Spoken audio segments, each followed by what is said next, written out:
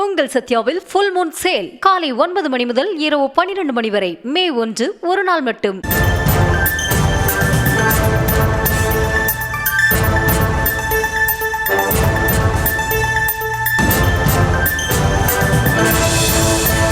துருவ நட்சத்திரம் என்ற திரைப்படத்தை ஜூன் 15ஆம் தேதிக்குள் வெளியிடலாம் என நீதிமன்றம் உத்தரவிட்டிருப்பதை அண்மை செய்திகளாக நாம் பார்க்கிறோம். 2017 விக்ரம் நடிப்பில் உருவான இந்த திரைப்படம் திரையிடுவதற்கு பல சிக்கல்கள் எழுந்த நிலையில் தற்போது சென்னை உயர்நீதிமன்றம் ஜூன் 15க்குள் இந்த திரைப்படத்தை வெளியிடலாம் என உத்தரவிட்டிருக்கிறது.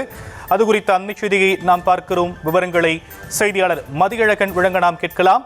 மதியழகன், இந்த திரைப்படத்தின் வெளியீடு தொடர்பாக நீதிமன்றம் என்னென்ன விஷயங்களை குறிப்பிட்டிருக்கிறாங்க? எஸ்கேப் ஆர்டிஸ்ட் மோஷன் பிக்சர்ஸ் நிறுவனத்தின் உடன் இயக்குனர் கௌதம் வாசுதேவ் மேனன் உள்ளிட்டோர் பங்குதாரர்களாக உள்ள கொண்டாடுவோம் என்டர்டெயின்மெண்ட் நிறுவனம் தயாரித்த படம் தான் இந்த துருவ நட்சத்திரம். மதனின் எஸ்கேப் ஆர்டிஸ்ட் தயாரித்த எனை நோக்கி பாயும் தோட்டா படம் தொடர்பான நிதி பிரச்சனை காரணமாக துருவ நட்சத்திரம் படத்தில் உள்ள தனது 50% உரிமையை புண்ணியமூர்த்தி மற்றும் பிரேம்குமார் ஆகிய இருவருக்கு மதன் வழங்கினார்.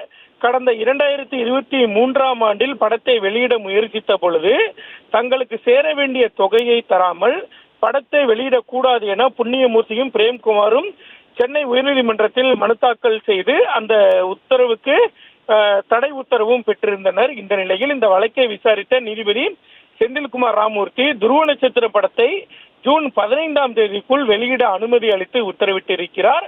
அன்றைய தேதிக்குள் படத்தை வெளியிட இயலவில்லை என்றால் கால நீட்டிப்பு கோரி உயர்நீதிமன்றத்தை நாடலாம் என்றும் உத்தரவிட்டிருக்கிறார்.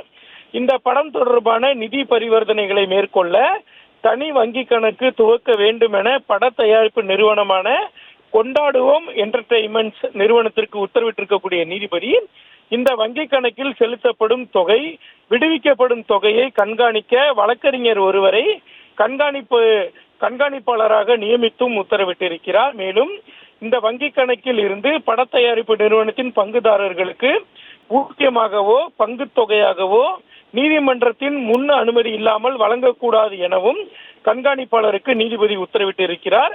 வங்கி கணக்கு துவங்க ஒத்துழைப்பு வழங்க வேண்டும் எனவும் படத்தை வெளியிடுவதற்கு முட்டுக்கட்டை ஏற்படுத்தக்கூடாது எனவும் மனுதாரர்கள் புண்ணியமூர்த்தி மற்றும் பிரேம்குமாருக்கு உத்தரவிட்டிருக்கக்கூடிய நீதிபதி வழக்கினுடைய விசாரணையை ஜூன் 23ஆம் தேதிக்கு ஒத்திவைத்திருக்கிறார். ஷாம்,